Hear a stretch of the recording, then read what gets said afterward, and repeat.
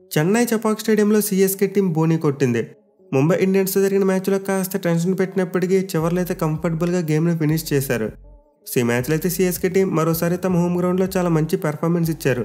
Especially వాళ్ళ spinners గేమ్ను శాసించారు. అలాగే బ్యాటింగ్లో చూసుకున్న గైక్వాడ్ మరియు రచిన్ ఇద్దరు కూడా బ్రిలియంట్ 50s కొట్టారు. సో ముంబై టీంకి అయితే వాళ్ళ ఫస్ట్ మ్యాచ్లో ఓడిపోవడం మానవైతే. ఎప్పుడో చివరిగా 2012 సంవత్సరంలో ఓపెనింగ్ మ్యాచ్ గెలిచారు. బట్ తర్వాత చూసుకుంటే మాత్రం ముంబై టీం గత 13 ఏళ్ళకు ఓపెనింగ్ మ్యాచ్లో ఓడిపోతూనే వస్తున్నారు. సో ఆనవాయితీకి తగ్గ ఈ మ్యాచ్లో కూడా ముంబై టీం ఓడిపోయింది. బట్ వాళ్ళైతే చాలా ఈజీగా పెద్ద మార్జిన్తో ఓడిపోతారు అనుకున్న మ్యాచ్లో మంచి ఫైట్ బ్యాక్ ఇచ్చారు. సీఎస్కే టీంను స్ట్రగుల్ చేసి చివరి ఓవర్ వరకు మ్యాచ్ని తీసుకెళ్లారు. సో యాక్చువల్లీ మ్యాచ్ అయితే చాలా ఎర్లీగా ఫినిష్ అయిపోయి ఉండాలి. సీఎస్కే టీం చాలా పెద్ద మార్జిన్తో గెలిచి ఉండాలి.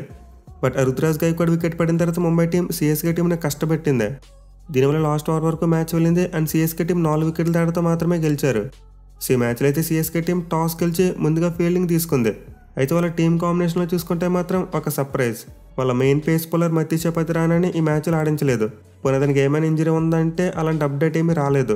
మోస్ట్లీ రీసెంట్గా అతను ఫామ్ బాగలేదు కాబట్టి ఒక టాక్టికల్ మూవ్లో చేసి ఉండాలి. సో సీఎస్కే టీం అయితే అతని ప్లేస్లో నాథన్ ఎల్లిస్ని ఆడించారు. అండ్ ముంబై టీం చూసుకున్న తమ బ్యాటింగ్ని స్ట్రెంథన్ చేసుకోవడానికి both Ryan Rickelton and Will Jacks ఇద్దరిని ఆడించారు. దీంతో వాళ్ళకి రెండో ఫారెన్ పేస్ బౌలర్ని ఆడించుకోవడానికి లేకుండా పోయింది.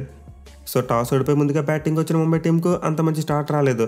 రోహిత్ శర్మ ఫస్ట్ ఓవర్లోనే డక్అవుట్ అయ్యాడు. అండ్ దాని తర్వాత చూసుకున్న రియాన్ రికల్టన్ మరియు విల్ జాక్స్ ఇద్దరు కూడా ఎక్కువ రన్స్ కొట్టలేకపోయారు. దీంతో ముంబై టీం 36 పరుగులకే 3 వికెట్లు కోల్పోయింది. సో టాస్ గెలిచి ముందుగా ఫీల్డింగ్ తీసుకున్న సీఎస్కే టీంకి అయితే చాలా మంచి స్టార్ట్ వచ్చింది. మెయిన్లీ మనం బ్యాటింగ్ వీడియోలో చెప్పుకున్నాం ఖలీల్ అహ్మద్ పవర్ ప్లేలో చాలా ఎఫెక్టివ్గా బౌలింగ్ చేస్తారని చెప్పి. అండ్ ఎగ్జాక్ట్లీ అతను అనుకున్నట్టే పవర్ ప్లేలో తను వేసిన ఫస్ట్ ఓవర్స్లో 2 వికెట్లు తీశాడు. ఇక తర్వాత చూసుకుంటే కంప్లీట్లీ సీఎస్కే స్పిన్నర్స్ యొక్క డామినేషన్. మధ్యలో సూర్యకుమార్ యాదవ్ మరియు తిలక్ వర్మ కలిసి ఒక మంచి పార్ట్నర్షిప్ని యాడ్ చేశారు. 4 వికెట్ క్యాప్ యొక్క పరుగులు యాడ్ చేసి ఇన్నింగ్స్ని గాని పెట్టే ప్రయత్నం చేశారు. బట్ ఎప్పుడైతే నూర్ అహ్మద్ స్కై వికెట్ తీసుకున్నాడో ఆ తర్వాత ముంబై టీం చాలా చతికిలు పడిపోయింది. ఇన్నిటి తర్వాత వాళ్ళు వరుసగా వికెట్లు కోల్పోయారు. ఈ మ్యాచ్ కోసం అయితే చెన్నై చపాక్ పిచ్ కొంతవరకు వింటేజ్ మోడ్లో కనిపించింది. అంటే స్లోగా ఉంటూ స్పిన్ బౌలర్స్కు బాల్ గ్రిప్ అయ్యేది. దీనివల్ల ఈ మ్యాచ్లో సీఎస్కే స్పిన్నర్స్తో పాటు ముంబై స్పిన్నర్స్ కూడా బాగా బౌలింగ్ చేయగలిగారు. బట్ మనమైతే సూర్యకుమార్ యాదవ్ వికెట్ పడడంలో ధోనికి క్రెడిట్ ఇవ్వాలి. ఎందుకంటే అతను చాలా క్విక్ టైంలో స్టంపింగ్ చేశాడు. కేవలం 0.12 సెకండ్స్ రియాక్షన్ టైంలోనే బెయిల్స్ని పడగొట్టాడు. సో నార్మల్గా మిగతా వికెట్ కీపర్స్కి ఎంఎస్ ధోని కొన్న డిఫరెన్స్ ఇదే, చాలా క్విక్ స్టంపింగ్స్ చేస్తాడు. అందుకే అతను గోట్ వికెట్ కీపర్ అయ్యాడు. మినిమం ఎస్ఆర్హెచ్ మరి ఆర్ఆర్ మ్యాచ్లో చూసాం సంజు శాంసన్ విషయంలో క్లాసన్ ఒక స్టంపింగ్ చేశాడు. బట్ ఆ స్టంపింగ్ విషయంలో క్లాసన్ క్విక్గా రియాక్ట్ అవ్వలేకపోయాడు. కానీ ఇక్కడ ధోని చూసుకుంటే మాత్రం లైట్నింగ్ క్విక్. అసలు సూర్యకుమార్ యాదవ్కి వెనక్కి వచ్చే ఛాన్స్ ఇవ్వలేదు. సో నూర్ అహ్మద్ మరియు ధోని కలిసి సీఎస్కే టీంకి చాలా ఇంపార్టెంట్ బ్రేక్ త్రూ అందించాడు.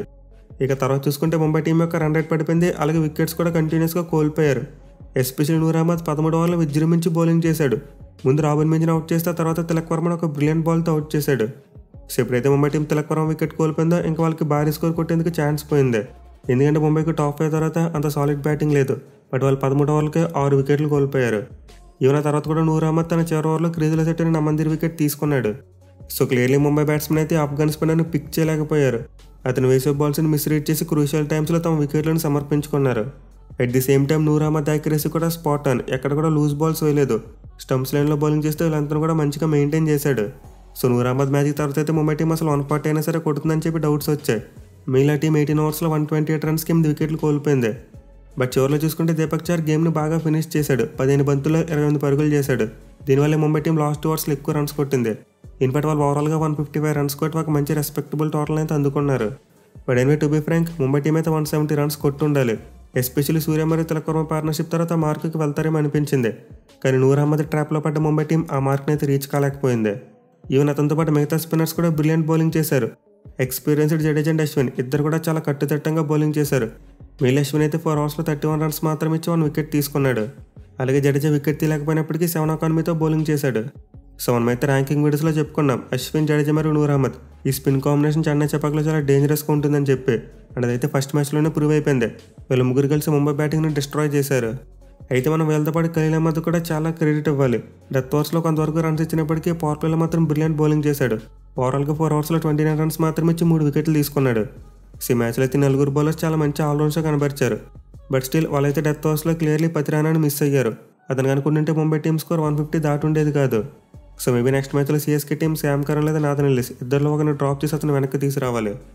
ఇక చేజింగ్ విషయానికి వస్తే సీఎస్కే టీం మరో సర్ప్రైజ్ ఇచ్చింది. ఓపెనర్గా వాళ్ళ కెప్టెన్ గైక్వాడ్ని పంపలేదు. రాహుల్ త్రిపాఠి మరియు రచిన్ రవీంద్ర ఇద్దరిని పంపించారు. సో దీనికి రీజన్ అయితే వాళ్ళ బ్యాటింగ్ కోచ్ మైకేల్ హసీ చెప్పాడు. రాహుల్ త్రిపాఠికి ఒక అగ్రెసివ్ రోల్ ఇచ్చి పవర్ ప్లేని బాగా యూటిలైజ్ చేసుకోవడానికి పంపించామని చెప్పి మెన్షన్ చేశాడు.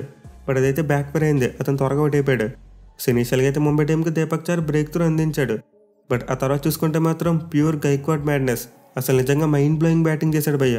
ఒక ఎండ్లీ పిచ్ మీద రచిన్ రవీంద్ర పేస్కి అడ్జస్ట్ అవ్వడానికి చాలా ఇబ్బంది పడ్డాడు. ఇన్ఫాక్ట్ స్టార్టింగ్లో బిలో 120 స్ట్రైక్ రేట్తో బ్యాటింగ్ చేశాడు. కానీ అదరంలో రుతురాజ్ గైక్వాడ్ చూసుకుంటే కంప్లీట్లీ డిఫరెంట్ పిచ్ మీద అన్నట్టు ఆడాడు. ఏదో బౌలింగ్ చేస్తుంది డొమెస్టిక్ బౌలర్స్ అన్నట్టు, అలాగే పిచ్ ఏమో బ్యాటింగ్ ఫ్రెండ్లీ అన్నట్టు చాలా ఈజీగా బ్యాటింగ్ చేశాడు. కేవలం 26 బాల్స్లోనే 53 రన్స్ కొట్టాడు. సో మీరు ఈ మ్యాచ్ మొత్తం మీద చూసుకుంటే రుతురాజ్ గైక్వాడ్ ఒక్కడే కంఫర్టబుల్గా బ్యాటింగ్ చేశాడు. మిగతా ఏ బ్యాట్స్మెన్ కూడా ఈ పిచ్ మీద అంత మంచిగా బ్యాటింగ్ చేయలేకపోయారు. ఎస్పెషల్లీ సెకండ్ హాఫ్లో పిచ్ కాస్త స్లోగా మారింది. At the same time due కూడా ఎక్కువగా రాలేదు. దీనివల్ల రచిన్ రవీంద్ర క్రీజ్లో సెట్ అవ్వడానికి చాలా టైం తీసుకున్నాడు. బట్ గైక్వాడ్ మాత్రం నిజంగా ఒక క్యాప్టెన్ నాకు ఆడాడు. ఇన్ఫాక్ట్ ఈ మ్యాచ్లో సిఎస్కే విక్టరీలో నూర్ అహ్మద్ స్పెల్ ఎంత కీలకమో రుతురాజ్ గైక్వాడ్ బ్యాటింగ్ కూడా అంతే కీలకం. అతను కనుక ఇన్నింగ్స్ ఆడకపోయి ఉంటే ఆ టీం చాలా ట్రబుల్లోకి వెళ్ళిపోయేది. మెయిన్లీ గైక్వాడ్ అవుట్ అయిపోయిన తర్వాత చూసాం సిఎస్కే టీం కంటిన్యూస్గా వికెట్లు కోల్పోయింది. సో ఖచ్చితంగా సిఎస్కే టీంకి అయితే చేసింగ్లో గైక్వాడ్ బ్యాటింగ్ చాలా డిఫరెన్స్ తీసుకొచ్చింది. అతను 200+ స్ట్రైక్ రేట్తో కొట్టిన 50 మిగతా సిఎస్కే బ్యాట్స్మెన్ మీద ఒత్తిడి తీసేసింది. బట్ ఎనివే గైక్వాడ్ అవుట్ అయిన తర్వాత ముంబై టీం అయితే చాలా మంచి కంబ్యాక్ చేసింది. ఎస్పెషల్లీ వాళ్ళు విఘ్నేష్ పుత్తూర్ అని చెప్పి ఒక కొత్త కుర్రాన్ని తీసుకొచ్చారు. అండ్ అతనైతే తన చైనామ్యాన్ బౌలింగ్తో చాలా ఆకట్టుకున్నాడు. మెయిన్లీ గైక్వాడ్ వికెట్ తీయడంతో పాటు ఆ తర్వాత శివం దుబే మరియు దీపక్ కూడా 2 వికెట్స్ని కూడా తీశాడు. సో సిఎస్కే చైనామ్యాన్ బౌలర్ 4 వికెట్లు తీస్తే ముంబై చైనామ్యాన్ బౌలర్ 3 వికెట్లు తీసుకున్నాడు. అలాగే అతని తోడు విల్ జాక్స్ మరియు నమన్దీర్ ఇద్దరు కూడా బ్రిలియంట్ స్పెల్స్ వేశారు. సో ముంబై టీం అయితే ఈ మ్యాచ్లో ఎప్పుడు లేని విధంగా చాలా ఎక్కువ ఓవర్స్ స్పిన్నర్స్ చేత వేయించారు. ఇన్ఫాక్ట్ 14 ఓవర్స్ కంటే ఎక్కువ వేయించారంట. అండ్ వాళ్ళకి ఇలా జరగడం ఐపీఎల్ ఇదే ఫస్ట్ టైం. ఇప్పుడు కూడా ప్రీవియస్గా 14 ఓవర్స్ స్పిన్నర్స్ చేత వేయించలేదు. బట్ అయినా ఒక ఎండ్లో వికెట్స్ పడుతున్నప్పటికీ రచిన్ రవీంద్ర మాత్రం నెర్వ్స్ని హోల్డ్ చేసుకున్నాడు. ఇన్నింగ్స్ని మెల్లగా గైడ్ చేసుకుంటూ చివరి వరకు తీసుకొచ్చేశాడు. ఎస్పెషల్లీ జడేజాతో కలిసి ఒక క్రూషియల్ పార్ట్నర్షిప్ యాడ్ చేశాడు. దీనివల్ల సిఎస్కే టీం కంఫర్టబుల్గా చేసిని ఫినిష్ చేయగలిగింది. సో ఇలాంటి ట్రిక్కీ పిచ్ మీద క్రీజ్లో సెట్ అయిన బ్యాట్స్మెన్ చాలా ఇంపార్టెంట్. ఒక బ్యాట్స్మెన్ యాంకర్ ఇన్నింగ్స్ ఆడుతూ గేమ్ని చివరి వరకు తీసుకురావాలి. అండ్ రచిన్ రవీంద్ర ఎగ్జాక్ట్లీ అదే చేశాడు. 45 బంతులు 65 పరుగులు చేసి నాట్అవుట్గా ఉంటూ తన టీంని గెలిపించాడు. ఇక చివరిలో ఒక డిజాస్టర్స్ రన్అట్ కారణంగా జడేజా అవుట్ అయ్యాడు. అండ్ ధోని దర్శనం అయితే దొరికింది. బట్ అతని బ్యాట్ నుంచి అయితే రన్స్ చూడలేకపోయాం. సో సిఎస్కే టీంకి అయితే చేసింగ్లో కొంతవరకు ఎకప్స్ వచ్చినప్పటికీ వాళ్ళైతే ఫినిష్ చేయగలిగారు. బట్ వాళ్ళైతే ఖచ్చితంగా తమ నెక్స్ట్ మ్యాచ్లో వాళ్ళ బ్యాటింగ్ విషయంలో ఇంకా కేర్ తీసుకోవాలి. అలాగే ముంబై టీంకి చూసుకున్న శాంట్నర్ సరిగ్గా వర్కౌట్ కాలేదు. మిగతా స్పిన్నర్స్ అందరూ మంచిగానే బౌలింగ్ చేసినప్పటికీ అతను మాత్రం 11 ఎకానమీతో బౌలింగ్ చేశాడు. అండ్ దీనివల్ల ముంబై టీం గేమ్ని పుల్ ఆఫ్ చేయలేకపోయారు. అలాగే క్లియర్లీ బుమ్రా మరియు హార్దిక్ పాండ్యా లేని లోటు కూడా స్పష్టంగా కనిపించింది. ఇద్దరు ఎవరైనా సరే 3వ పేస్ బౌలర్గా మంచిగా రాణించి ఉండేవారు. మెయిన్లీ బుమ్రా కనుకుంటే ఈ మ్యాచ్ వేరేలా ఉండేది. సో ముంబై టీం అయితే తమ జింక్స్ని బ్రేక్ చేద్దామని ట్రై చేశారు, కానీ వర్కౌట్ కాలేదు. కానీ వాళ్ళు చేసిన బెస్ట్ థింగ్ ఏంటంటే ఈ మ్యాచ్ నుంచి మరీ ఎక్కువ నెట్ రన్ రేట్ని కోల్పోలేదు.